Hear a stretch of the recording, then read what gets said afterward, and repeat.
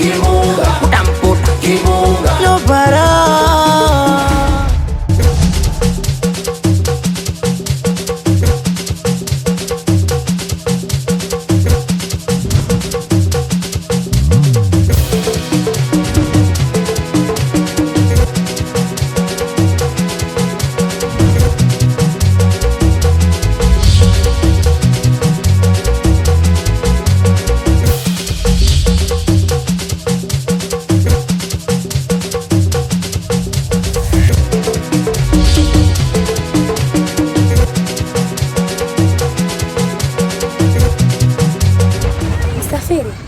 Vipi? Mbona unakimbia na magongo mkononi? Kuna mtu namtafuta. Anaitwa Chimpo. Huko ulipotokea, unanionea? Sijamuona. Vipi, kuna shida gani? Mikono yangu inaniwasha. Nataka kutoa hukumu ya mkosaji. Hukumu ya mkosaji? Ndio. Unamaanisha nini? Sombe na mpenzi wangu nikikukuta, oya we na kufukuza na kukurupusha. Si unajifanya chizi, mimi mwenyewe nishaweuka. Unaleta zarau, mimi nishanunua saduka. Kimbunga, nakutemolea kimbunga. Asante sana dadangu. Usijali kakaangu. Vipi, wewe ndo Chimpo? Ndio, ndo mimi. Una tatizo gani wewe na yule mwenzio? Ni shida ndogo sana. Yule ni jirani yangu. Siku moja nikiwa nyumbani nafanya usafi wa nguo, nikamwaga maji machafu kwenye maua yao. Hicho ndo chanzo kilichopelekea haya yote unayoyaona. Pole sana kakaangu. Sasa kama tatizo ni hilo, inakuwaje mpaka mnashikiana magongo? Inaonyesha ni mtata sana ule kaka. Kiukweli ni mtata sana. Hata huko mtaani wote wanamjua. Anakuwa mkorofi sana. Hawezi kuishi vizuri na binadamu zake. Pole sana. Basi sawa. Acha mimi niwahi. Asije kanikuta hapo. Sawa. Kwenye dunia kuna kitu kinaitwa mapenzi. Kama yaliwatesa mababu, mimi kijana siawezi yoyo.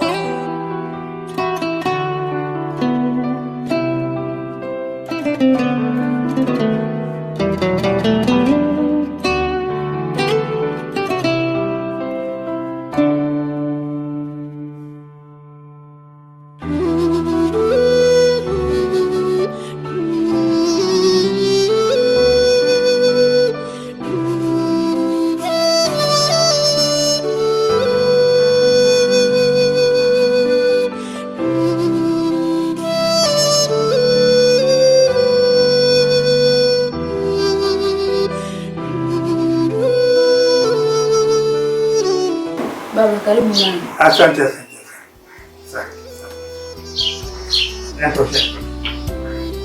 Karibu na chai.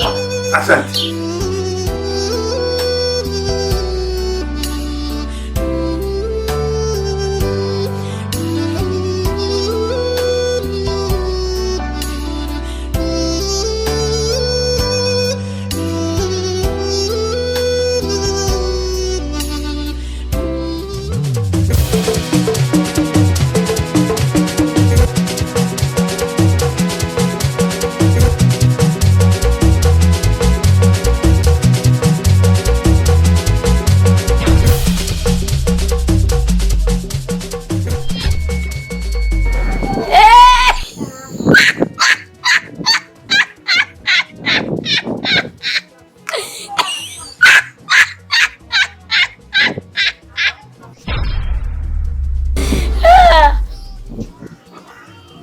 Kuna wakati nitamani kuongea mafumbo ili msinielewe, lakini nitakuwa sifundishi. Siku moja kuna mtu alitumwa mbegu za mbalika na mama yake, alafu yeye alivyoenda sokoni akanunua mbegu za tikiti. Alivyonunua mbegu za tikiti akawa anarudi nyumbani. Alipokuwa anarudi nyumbani akakutana na mtu wakasalimiana vizuri kabisa. Yule mtu akamuuliza, wewe umetokea wapi? Akamwambia, mama alinituma sokoni nikanunua mbegu za tikiti. Je, wewe huyo mtu unamfikiriaje? Kakwambia ukweli au kakudanganya?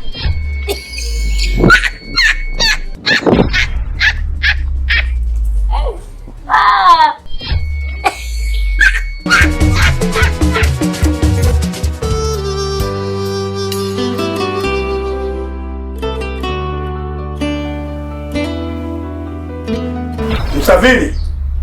Msafiri! Hebu njoo.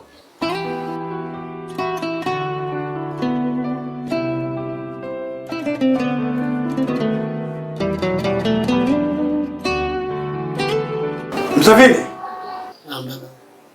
Unatokea wapi? Na mbona haupo sawa? Shida ni nini? Baba, natokea mazoezini. Ile mazoezi ya leo yalikuwa magumu sana. Ndio maana unaniona sipo sawa. Mazoezini? Kaka bwana, umekuwa muongo kama nini? Wakati mazoezi umeweka mtu fiti kiakili na kimwili, alafu unasema umechoka sana. Inaonyesha dhahiri shairi mazoezi ya kupendi. Ni kweli mwanangu, dhahiri mazoezi yanakupa wewe mkakamavu, lakini wewe uko dhaifu hali. Haya, nenda. Kwenye dunia kuna kitu kinaitwa mapenzi, kama yaliwatesa mababu, mikijana siawezi oyo. Unamjua Msafiri? Mtoto mzee Zombogo? Namjua. Basi nimekutana naye huko. Amebeba gongo. Anamkimbiza kijana mmoja hivi. Anaitwa Chimpo. Chimpo Unamjua? Namjua. Sasa sijui itatokea balaa gani huko njiani. Maana hasira alizokuwa nazo. Kwanza sijui kafanywa kitu gani. Ukisikia chochote ujue kashasababisha huko. Hao watakuwa wamezumiana. Vijana wa sasa hivi hivyo ndio jinsi walivyo. Kwa maana wataelewana tu wenyewe. Haya, tuachane na hayo. Haya, kuondoka wewe asubuhi bila kuaga hapo uliendaje? Nienda huko kwa shoga yangu Melini. Aliniita. Kuna huyu alienda kunipa. Ni wa moto?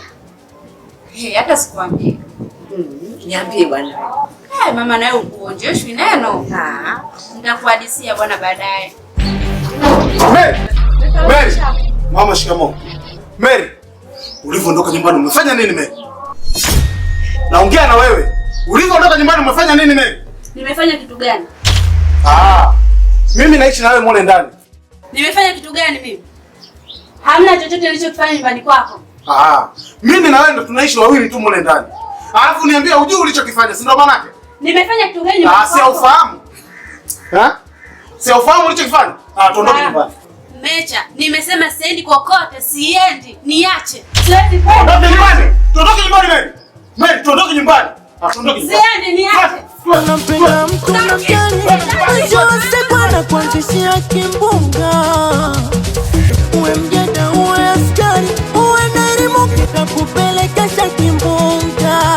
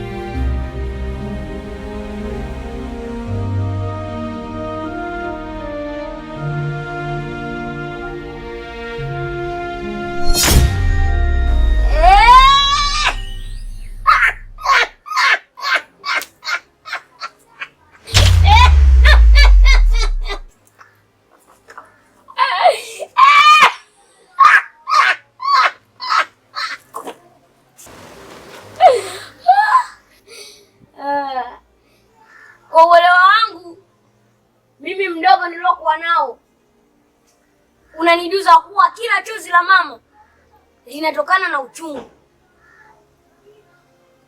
Baada ya siku 270 zinazowakilisha miezi 9 kwa mtoto aliyoko tumboni.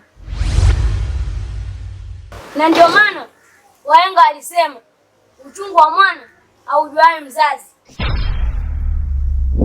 Lakini leo mtoto anasakamo, mzazi anaangalia tu.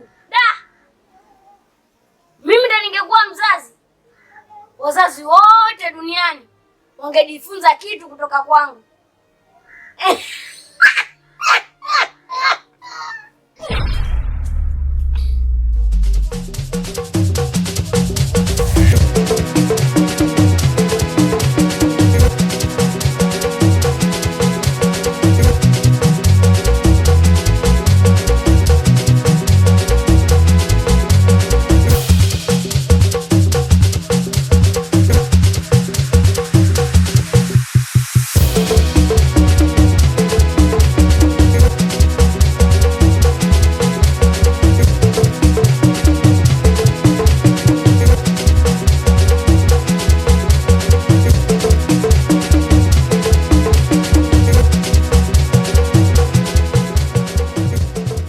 Cha urembo, mpenzi wangu, mbona umekuja nyumbani bila taarifa aina yoyote, hali ya kuwa simu unayo?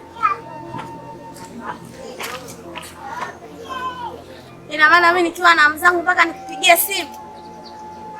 Kama siku ikitokea simu yangu haina salio au haina chaji, ina maana mimi na mzangu hazitoisha? Uzo kali wa maneno. Niache! Basi mpenzi wangu, nisamehe, nimeteleza.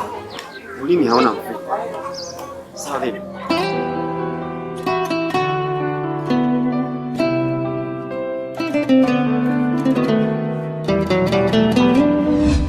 Basi twende ndani tucheze mpira.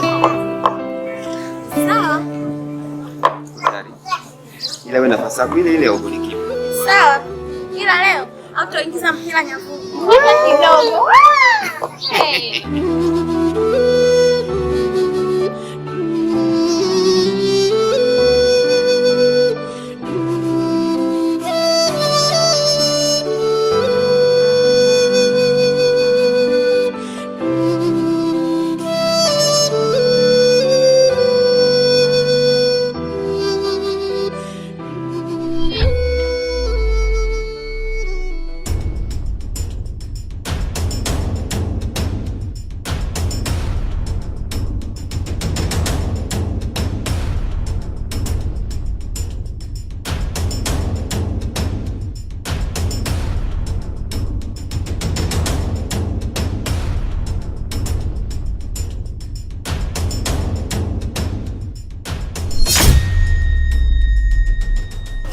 Karibu. Chipo na shapa. Ndio. Mbacho kiniko cha kwanza. Cha kwanza.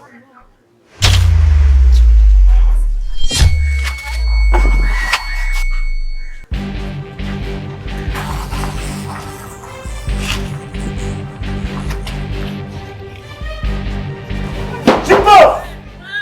Chipo! Chipo! Kimbia hivyo. Ila ipo siku nikikutia mkononi utanijua mimi nani. Wewe unakimbia, lakini huo mziki huwezi kukimbia. Ipo siku utaingia katika mkenge wangu na nikukamata, utaomba ardhi pasuke moja. Sasa subiri. Mimi naondoka na nikubali mkosa. Mimi naondoka, lakini siku utakukamata utajuta. Kwa babako. Na mpenzi wangu nikikukuta, oya we na kufukuza na kukurupusha. Si unajifanya chizi, mimi mwenye nishaweuka. Unaleta dharau, mimi nishanunua saduka. Kemo na kutemolea kemo.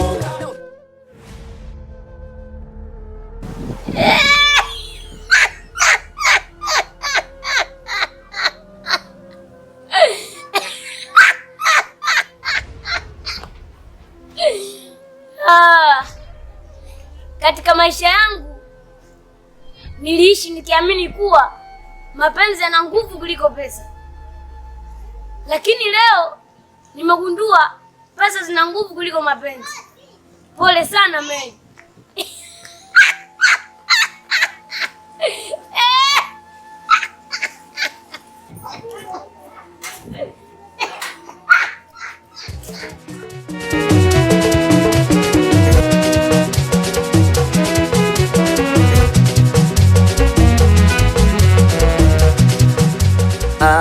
Kwenye dunia kuna kitu kinaitwa mapenzi,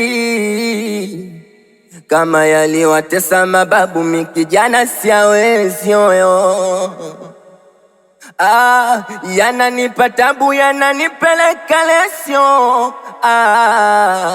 Yani kivumbi na jasho yananipa stresio.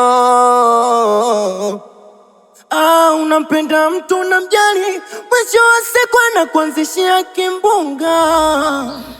Uwe mjeda uwe askari, uwe na elimu kitakupelekesha kimbunga.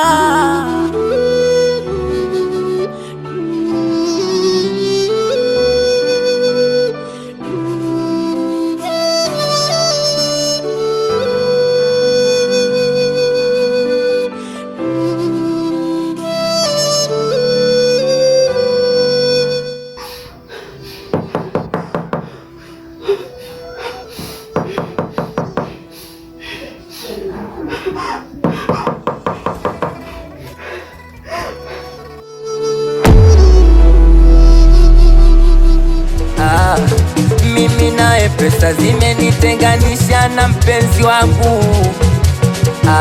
Nimeachana naye, hataki kabisa kusikia jina langu. Oh baby, wendo efumatio, rudi kipenzini na alimba ya mwezi. Machozi hayanishi, kila siku kilio. Nimekumisi, rudi baby yo. Ai wewe